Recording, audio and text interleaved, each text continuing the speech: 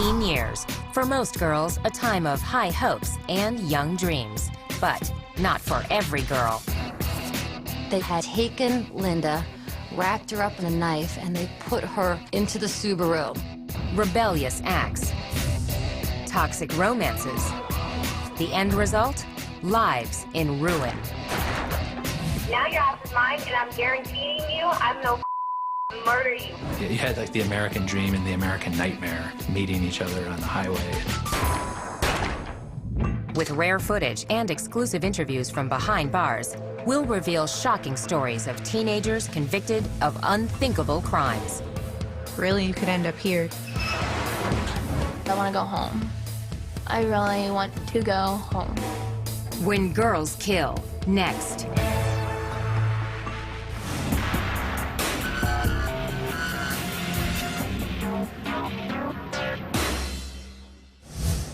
In many ways, these two Florida teenagers had a lot in common. They were from the same neighborhood and both had everything to live for. Rachel Wade was sort of an all-American girl. Sarah was a good kid. She had the whole world ahead of her. But 19-year-old Rachel Wade and 18-year-old Sarah Ludemann wanted the same boy, and their love triangle spiraled out of control. Now your ass is mine, and I'm guaranteeing you I'm no murder you. I'm letting you know that now. In an exclusive interview, Rachel Wade relives the shocking outcome. I wish we could go back, and instead of going against each other, maybe sitting down and talking through and just understanding that we didn't need him. Rachel Wade grew up an average kid from a stable family. Rachel was actually a fun, loving child, very happy-go-lucky. I was very active in school, did whatever I could, whatever clubs I could join. Like a lot of little girls, Rachel rebelled when she hit her teens. As soon as I got to about 15 or so, I started kind of veering off in the wrong direction. Rachel dropped out of school, ignored her curfew, and fought with her parents. Boys became her biggest interest, and she was chasing different boys. I don't think they were always the best boys to be with. We went through some tough times with her. But as she turned 18, Rachel earned her GED and landed a job as a waitress. She moved out of her parents' home and began to find herself. And I kind of went on my own path. Rachel was fun, loud, girly, you know, sassy. She was a very independent woman, very strong-willed, kind of took the bull by the horns and took control of her own life. In the summer of 2008, Rachel ran into a boy she had known since childhood. 19-year-old Josh Camacho was not a grade school kid anymore. He was a player. He definitely had this bad boy image. He was all tatted up. He had pictures of himself, you know, with guns and pit bulls and smoking weed, and just had this whole rap star persona. He wasn't what he was portraying himself to be. I just saw a whole nother side of him when we were alone. It was really good at first. About a month or two after we started dating, I started getting phone calls. According to Rachel, the angry calls came from 18-year-old Sarah Ludemann, who started dating Josh around the same time. This was her first boyfriend, her first true love. And she went into it with innocent eyes. In court records, Josh characterized his relationship with both Sarah and Rachel as friends with benefits. But by the summer of 2008, the rivalry between the two girls was heating up. She decided that she was going to come to my job, made me spill some drinks. They followed me and my roommate home and tried to run us off the road, and it kind of just kept getting worse after that night. According to court documents, Rachel retaliated with threatening texts and insulting messages on social media sites and voicemails with explicit, often frightening warnings. Seriously, I told you to watch back and not kill with him. Now your ass is mine, and I'm guaranteeing you I'm no murder you. I'm letting you know that now, because you know what? Josh might have played me, but bitch, I'm gonna play your ass out too. Watch. It just got really acrimonious. Sarah was so upset by those messages. That's, you know, what both of the girls had in their heads. Well, Josh wasn't the problem, it was the other girl. Court papers state by April 14th, 2009, the situation hit the boiling point. That morning at school, Sarah had been crying to her friends, and she was completely despondent to the point that her friends were like, you need to break up with him, you need to dump that guy. Later that evening, Rachel claimed Sarah showed up at her apartment. I heard her outside beeping her horn to let me know that she was out there. I was home alone, so I wanted to leave. On her way to the door, Rachel made a fateful decision. When I went to walk out of my house, I grabbed the knife off the kitchen counter. She made a tragic mistake of picking up a steak knife, just a usual kitchen steak knife, and she put it in her purse for protection. Rachel decided to go to a friend's house. Sarah met up with Josh. They were watching movies and hanging out at his sister's house, but he kept texting with Rachel. Josh later told police that he actually was telling Rachel to go back to her own house. Meanwhile, it was getting late and Sarah was out past her curfew. Sarah was supposed to be home at 11 o'clock. She was getting ready to go home. Sarah got into her van and planned to drop off Josh's sister and another girl at a local restaurant on her way home. As they drove, Sarah was flagged down by a car going in the opposite direction. The driver was a friend of Sarah's. She said, "Oh my gosh, you know, Rachel is right up the street." In a matter of minutes, things started to explode. Sarah raced up the street. According to court documents, Rachel was sitting on the hood of her car smoking a cigarette when Sarah's van suddenly appeared. She pulled up about 5 feet in front of my car. What they didn't know is that Rachel had a knife. Coming up, you won't believe how this feud came to a bloody end. I grabbed the knife, and she approached me anyways.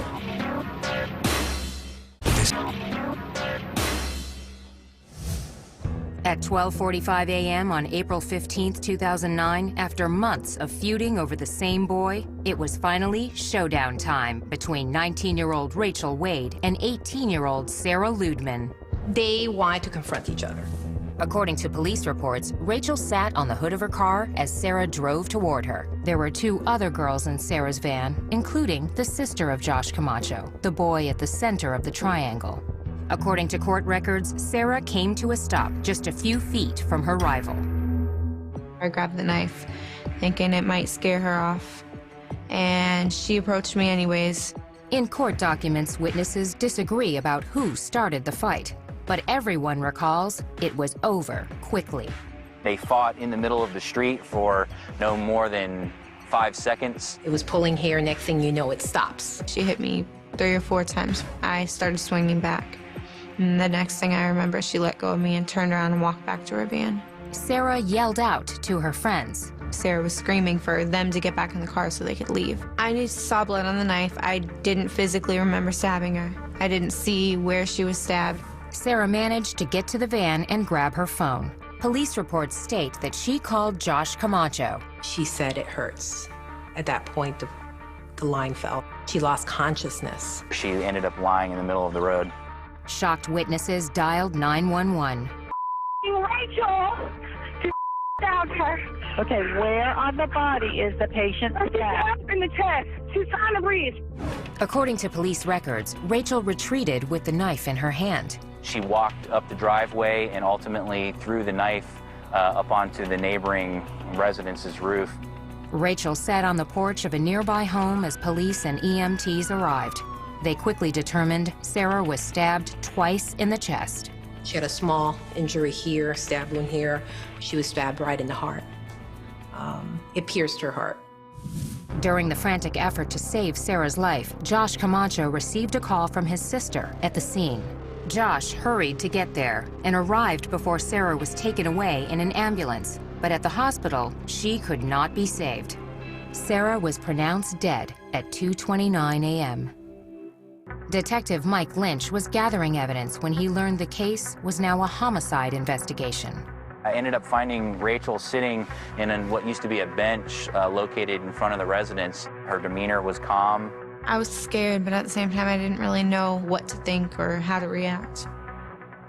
Rachel claims she was not aware Sarah was dead when she agreed to be questioned at police headquarters. I wasn't under arrest or anything, so again, I was thinking, you know, maybe it's not that bad.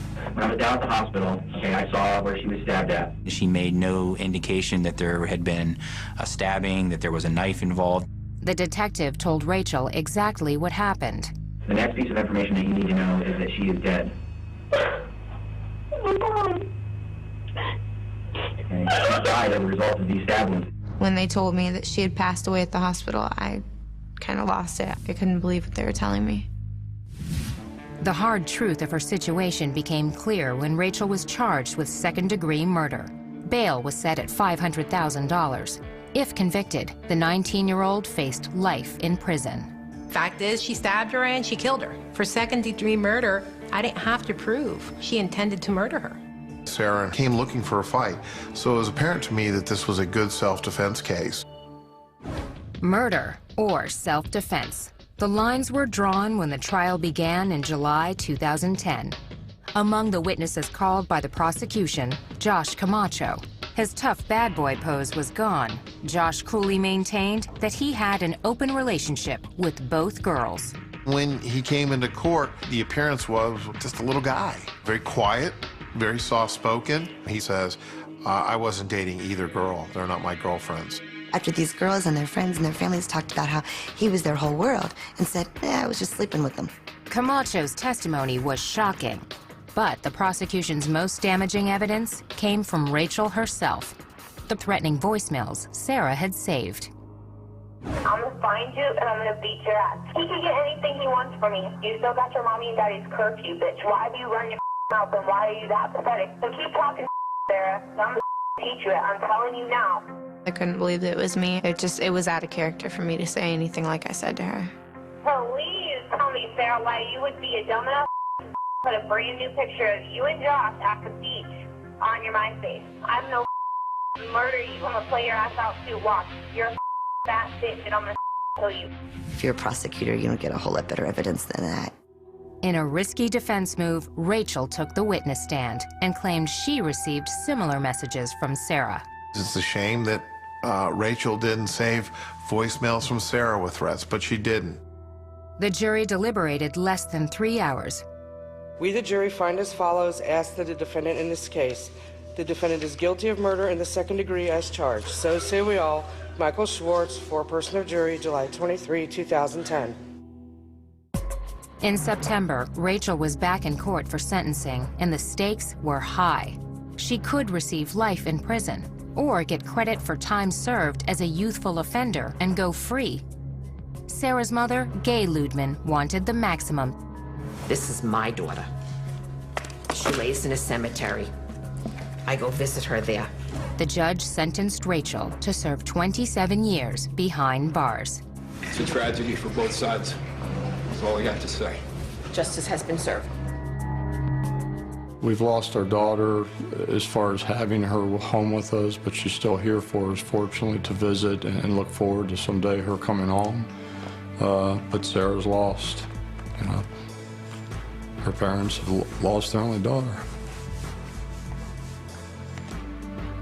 Both parents, I mean, they felt like they did everything they could to be good parents. They'd raised girls that they were proud of. Still, Rachel does have remorse. Not sitting down to talk to Sarah would be my biggest regret. We should have met up and we should have talked. And maybe it should have been him that we confronted. Instead of going after him, maybe walking away from him. No matter what somebody says about you or to you, it's not going to resolve anything to go out and fight him. And really, you could end up here. Up next, this Kentucky teen called herself the Devil's Daughter and unleashed hell with her group of young followers. I sought out people that had been ostracized.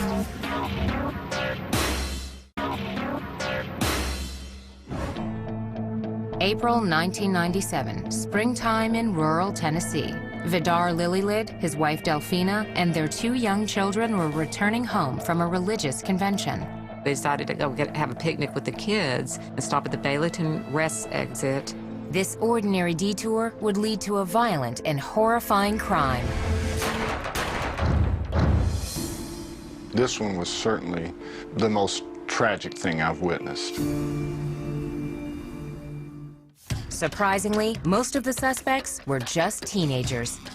Their alleged ringleader was a charismatic 18-year-old girl who seemed fascinated with satanic rituals. They were into self-mutilation. They would cut themselves and they would drink each other's blood. Most of their guidance came from Natasha. Natasha Wallen was born in January of 1979 in a poor section of eastern Kentucky's coal mining country. Natasha had what you would have to call a really troubled childhood. Her mother had a history of troubled relationships. When Natasha was just 5 years old, she made an upsetting discovery. She had a stepfather, and she thought that was her real dad, and she found out that another man in the town was her real dad. Shock to her.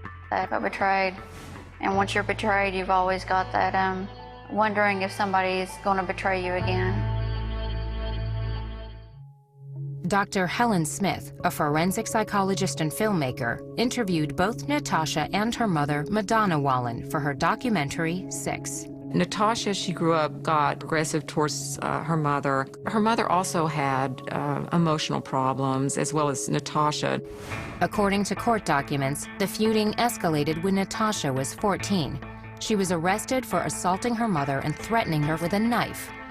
Soon after her mother agreed to dismiss the charges, Natasha attempted suicide by slashing her wrists.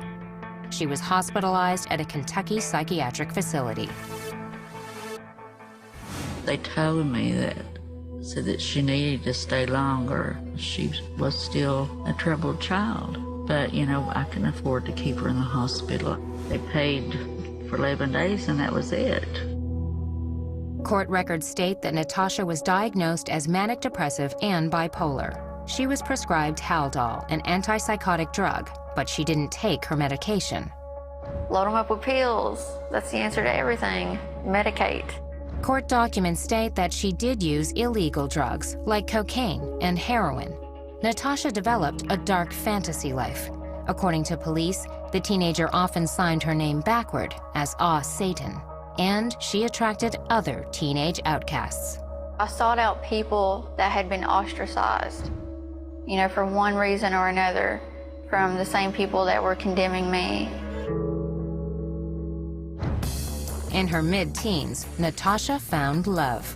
She was married to a guy named Stephen Cornett, and they got married on her 17th birthday. They had this very sort of elaborate Gothic wedding where everybody was dressed in black. But after a few months, the marriage ended abruptly. But she did keep his last name. Alone, Natasha spent more time with her friends, which included 20-year-old Joe Reisner, 19-year-old Dean Mullins, Crystal Sturgill, who was 18, 17-year-old Karen Howell, and 14-year-old Jason Bryant. According to the Chicago Tribune, on Friday, April 4th, 1997, the group rented a room at a motel in Pikeville, Kentucky. But this was no typical high school party. It was a satanic ritual type situation. There was cutting, there was drinking blood. It was just like something crazy. I don't know. Maybe a way of bonding. A story in the Knoxville News Sentinel reported that 2 days later, Natasha and friends piled into a small hatchback. They headed south toward New Orleans, armed with a 9mm Smith & Wesson handgun and a .25 caliber semi-automatic pistol. On the afternoon of April 6th, Vidar and Delphina Lillylid and their 2 kids were driving back home to Knoxville after attending a Jehovah's Witness conference in Johnson City. The Lillylid family stopped at this rest area to use the bathroom and to have a little picnic, let the kids run around a little bit. A little while later, a hatchback pulled in and 6 goth teens climbed out. You had like the American dream and the American nightmare meeting each other on the highway. Vidar, who was still probably pumped up from the convention, he thought, well, I'll talk to them about God. According to court testimony, the religious conversation suddenly turned into a carjacking. Joe Reisner is the one who pulled the gun on them. Told them they weren't going to hurt anybody. That's what they told him. So we just want your van. Court documents state Vidar and his family were loaded into their van at gunpoint. Natasha and 3 of her friends got in with them, while 2 others followed in the hatchback. They drove them to the next exit. They pulled into the first sort of small rural road they found. The area appears to be more remote than it actually is. What occurred in the woods that night was a tragic clash of innocence and evil. The witnesses heard the gunshots. Coming up, the horrifying fate of a helpless family. How could a teenager commit such a cold-hearted crime? I could have made different choices, and I should have made different choices.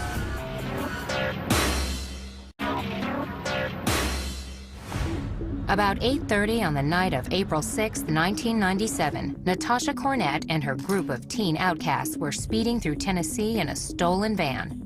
Just a few miles away, sheriffs in Greene County responded to a reported disturbance. I received a call of a party going on up here. Might be some shooting. We've seen a little blue car setting up the road here. The tiny hatchback was empty. I looked out my window and I seen 4 bodies laying over here. The mother and father were dead.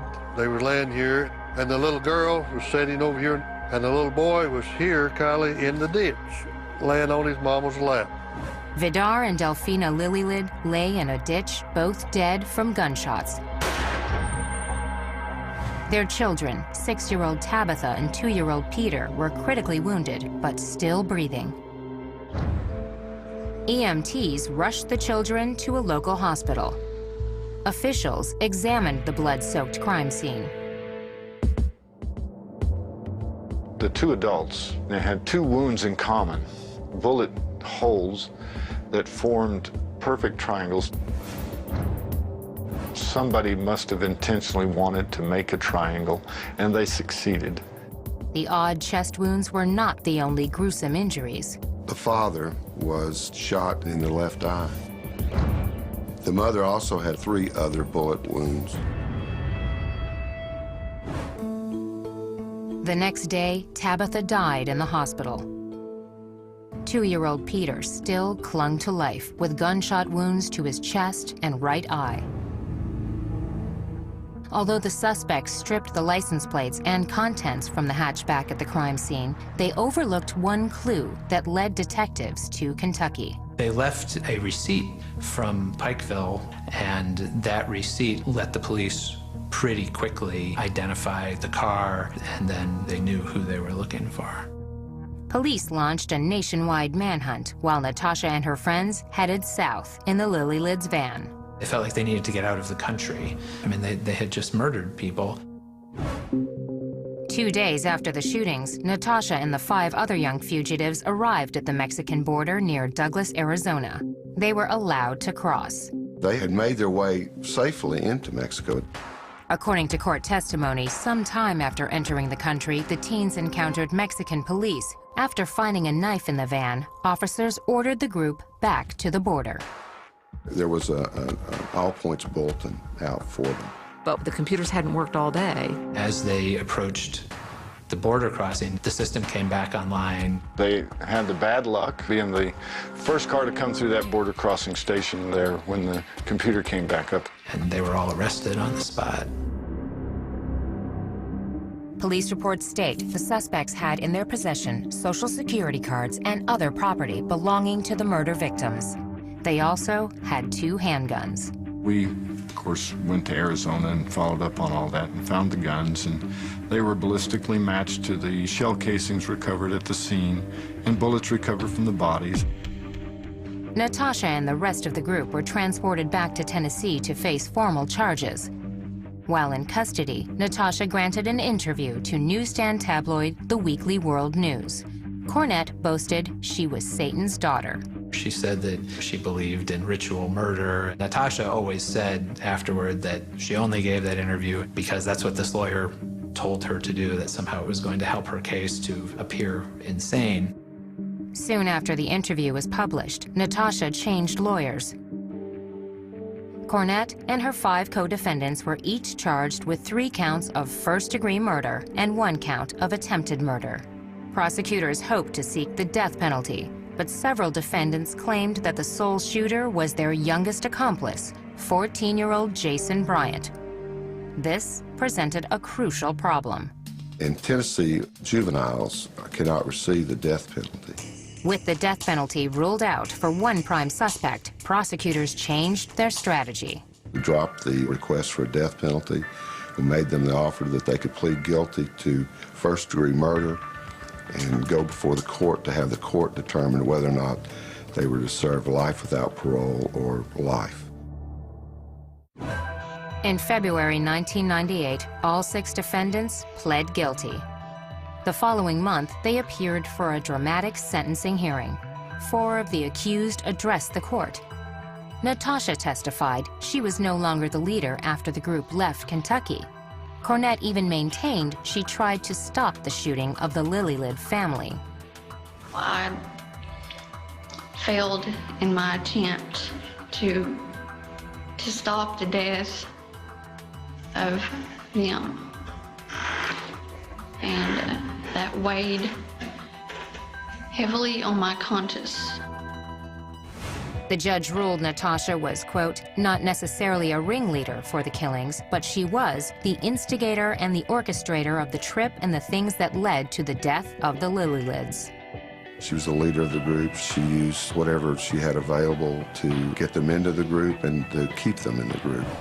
She received the maximum penalty, 3 life sentences without parole for the murders of Vidar, Delphina, and Tabitha Lillylid. The 5 other defendants received the same sentence.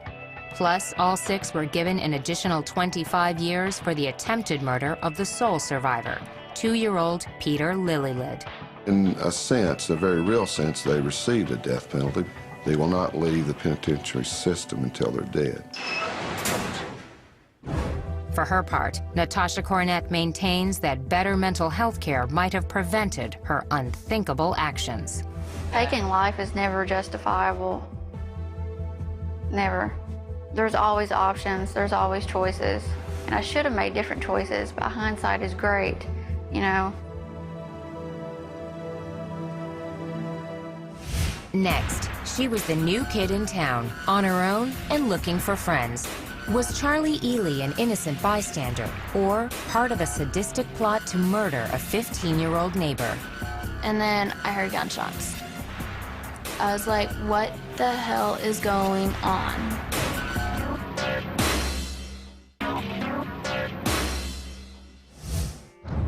Most of her life, Charlie Ely was a good girl with very bad luck. My parents didn't take good care of me the way they should have, so they lost custody. From her earliest days, Charlie got used to feeling abandoned. By age 18, Ely was married to a 21-year-old with a record. Only 4 months after saying I do, Charlie's home life was again torn apart. He was arrested for violating his probation and left her basically alone. As she reveals in this exclusive interview, the lonely teenager quickly found a new family and a world of trouble that ended in murder. I was one of the kids who was like, as soon as I turn 18, I'm gonna leave. Look at what happened. Not even a year later, where am I sitting? Well, childhood, at the beginning it was like a little rough and then it got a little better. Around age 6, Charlie and her younger sister were taken in by their aunt and uncle. To be honest, I think of my Aunt Lisa and my mom. I think of my Uncle Mike, my dad. By all accounts, her life in Maryland was a typical teenager. Jessica Lukey was Charlie's best friend in high school. The 2 girls were in the Naval Junior Officer Training Corps together. She got along with everyone. She was very outgoing and just really relaxed. She didn't seem like she was the type of girl that would fall into the wrong crowd in high school. Never had any fights according to her family. She was bullied a bit by some of her classmates because she had an eye problem. She was legally blind in one eye, and they picked on her a little bit for that. Charlie looked forward to escaping her small Maryland town. An unexpected opportunity came up after Charlie graduated in the spring of 2010. I moved from Maryland to come down to Florida to try to reconnect with my mother. I didn't listen to my Aunt Lisa and all them when they said, be careful, Charlie, why don't you just wait a couple of years and see where it goes? Charlie had another reason for moving to northern Florida. She was already forming a relationship with the son of her mother's boyfriend, 21-year-old Joseph David Burham. I had a message from him, and I had just turned 18, so that made it even better. So I read his message and I got his number and I started texting him. It was July 13th when we first started texting, and we started dating that night. It went from there. It was great. Ely arrived in Lakeland, Florida in August 2010 with the promise of a new boyfriend and reuniting with her estranged mother. As her relatives in Maryland predicted, Charlie's reunion was short-lived. Well, I dove in Was at my mom's for 2 or 3 days. I ended up being like, you know, Joe, I need to get out of this. I can't do it. Despite the disappointment about her mother, Charlie's romance with Joe Burham heated up quickly. In early September, less than 2 months after Ely moved to Florida, she married Joe, even though he had a criminal record. His conviction for lewd and lascivious sexual battery restricted where the newlyweds could live. He was on probation. He couldn't leave the county. We found a place to live, and it was actually in Summerfield, Florida, which is still Ocala. The honeymoon didn't last long. In January of 2011, Burham violated the terms of his probation and was sentenced to serve 3 years in prison. I did feel pretty vulnerable. I'm 18. Husband just got arrested. What do I do now? I barely know anybody here. On her own in an unfamiliar town, Charlie found a way to make new friends. Charlie had a house. These other kids were able to get away from their parents and just sort of hang out all together without any rules, really. They just did whatever they wanted to. Charlie's home became a hangout for a tight group of local kids, including 20-year-old Justin Soto and 19-year-old Michael Bargo. My husband had told me not to hang out with Michael Bargo or Justin Soto. I didn't listen to him. And I decided that I was gonna have them live with me. Soon, Bargo's friends, 16-year-old Kyle Hooper and his 15-year-old sister Amber Wright, were also regulars at Charlie's house. According to court testimony, Amber was in the middle of a stormy breakup with her 15-year-old boyfriend, Seth Jackson. Seth Jackson originally was dating Amber. Something transpired in their relationship where they separated, and then Seth was trying to come back into the picture with Amber. During this time, Charlie and Amber became close. Ely and Amber were best friends. That friendship would be marked by violence. And then I heard gunshots. I was like, what the hell is going on? Coming up, the grisly details of a terrible death. For such a brutal crime, it was almost professional, which is scary.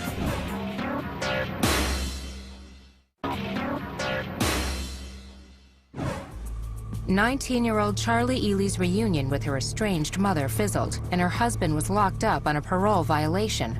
On her own, in a new town, Charlie invited a group of teens into her home. Ely's new best friend, 15-year-old Amber Wright, had just broken up with her boyfriend, 15-year-old Seth Jackson. All I knew was he was an ex of Amber's. Period, end of story. According to police reports, on the night of April 17, 2011, Charlie helped lure Seth to her house. Charlie had told us that when he arrived at the house that she actually opened the door for him. I was like, hey, what's up? What do you need? He's like, oh, I want to talk to Amber. I was like, okay, come on in. Seth had no idea what he was in for. I wish I could have done something, but I couldn't. According to court records, Seth tried to run out of the house. A neighbor reported seeing 3 male figures chase him and drag him back inside. Although the crime happened in her home, Charlie told police she had nothing to do with it. I was like, holy cow. I ran into my room. I didn't know what to do. I heard a few gunshots, door slamming. According to police reports, Seth was beaten and shot multiple times before he died. Then his body was set on fire. The day after the gruesome attack on Seth, his mother reported the 15-year-old missing. That night, police launched an investigation. On April 19th, 2 days after Seth disappeared, police brought Charlie and some of her friends in for questioning. You know a lot more than what you're telling me. I know a lot more than what you're telling me. Can we agree with that? Law enforcement has a good way to try to coax things out of you. Let's just put it that way. I didn't trick her in any way for her to tell me the truth. You knew that Seth was never going to walk out of your house alive. Is that correct? Yeah. After more than 2 hours of questioning, Charlie was exhausted. I'm all by myself once again. The search led police to a remote lime rock pit where divers found 3 large paint buckets containing ashes and other remains. More burnt human remains were discovered in a fire pit at Charlie's home. There was very little physical evidence of what had actually occurred there. Forensic tests identified the victim as Seth Jackson. For such a brutal crime, it was almost professional, which is scary. Charlie, along with Michael Bargo, Justin Soto, Kyle Hooper, and Amber Wright, were arrested and charged with first-degree murder. All 5 pleaded not guilty. Ely's defense attorney, Jonathan Bull, requested a speedy trial for his client. Mr. Bull was thinking that it would behoove her to just go ahead and get this done, maybe catch the prosecution off guard a bit. Charlie's trial began in September 2011, 6 months after the murder. On September 23, 2011, the case went to the jury. It took a little more than an hour for jurors to reach a unanimous verdict. Charlie Ely was found guilty of first-degree murder. The only time that there was any real emotion was when the jury handed down the verdict, when she broke down and sobbed. A month later, Charlie was back in court to hear her sentence. It is the judgment of the law and the sentence of the court that you spend the remainder of your natural life confined in the Florida Department of Corrections. A life sentence is imposed. Ironically, while the 19-year-old will likely spend the rest of her days in prison, Charlie's husband, Joe Burham, is scheduled to be released in September 2012. Charlie will have to live with regret. There's so many things that rush through my head that I wish I could have done. I could have, should have, would have done, but I didn't. Amber Wright, Kyle Hooper, Michael Bargo, and Justin Soto maintain their innocence. They are currently awaiting trial for first-degree murder. Advice I'd give other young women, listen to the people who love you. I had talked to my aunt a few times, and she wanted me to come up and live with her and come back up to Maryland. I never did that. I wish I would have, because I want to go home. I really want to go home. Next, a story so strange it has to be true. The girl who said yes to her mother's murder and lived with the body for almost a month. Tess Dam was truly the mastermind and the driving force behind this.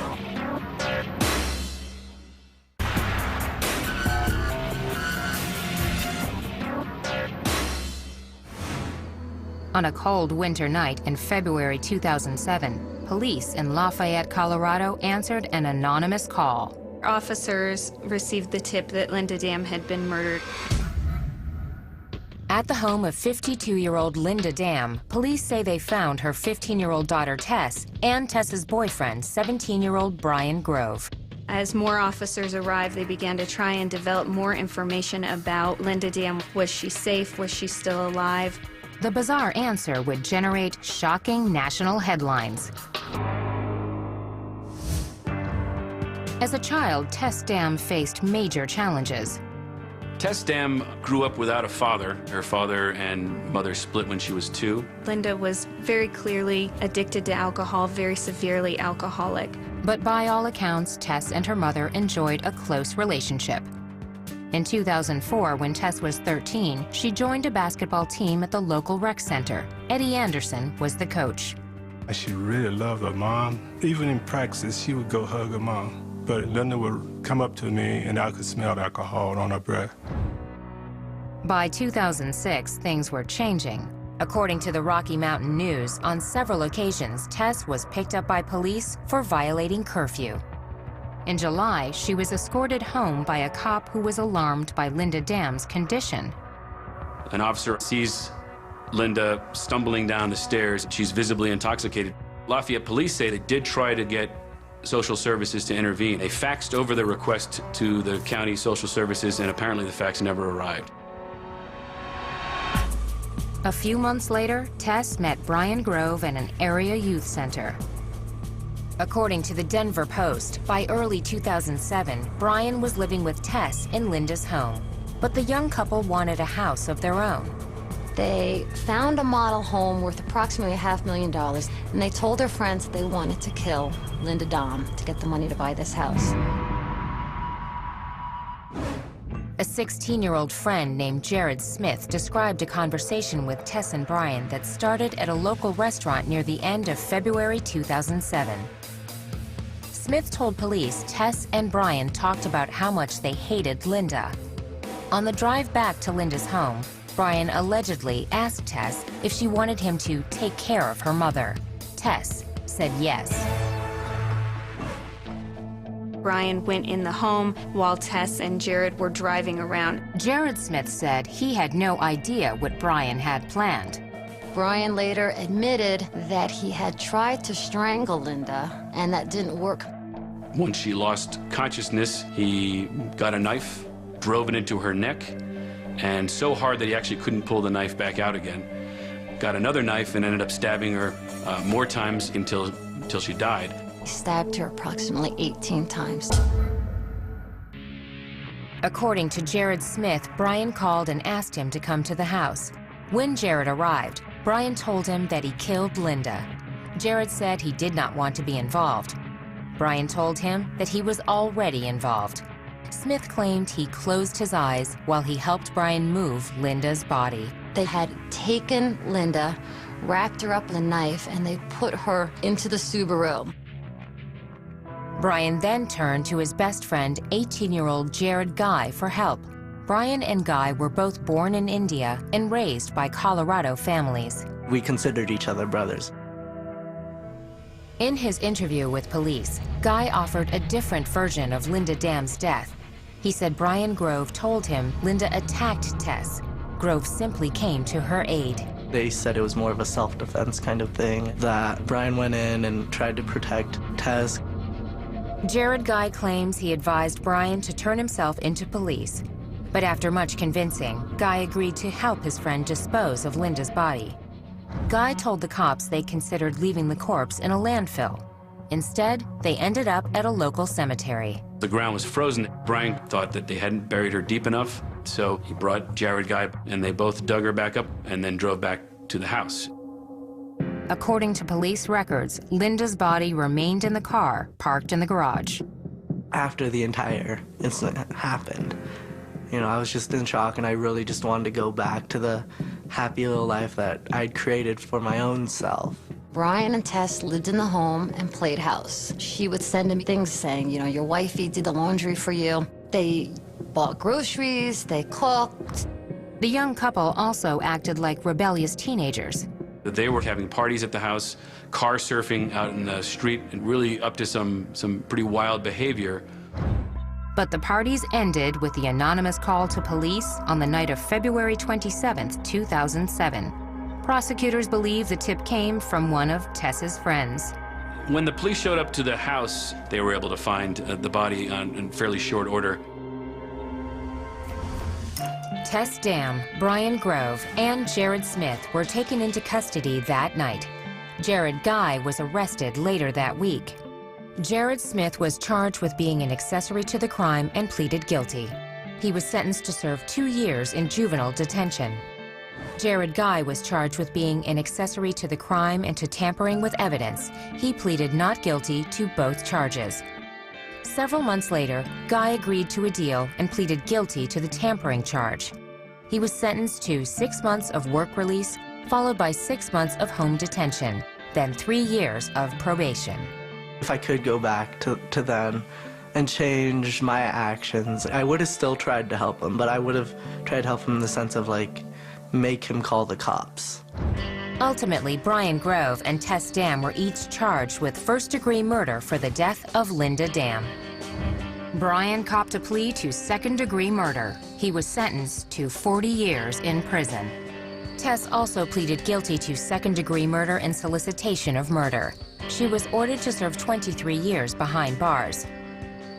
Tess Dam will be released before she turns 40 years old. Brian Grove was a hands-on killer, but Tess Dam was truly the mastermind and the driving force behind this. She's the one that told Brian Grove to kill her mother. These teens could have been the girls next door anywhere in America, until fateful decisions turned lives of promise into lives marked by violence and tragedy.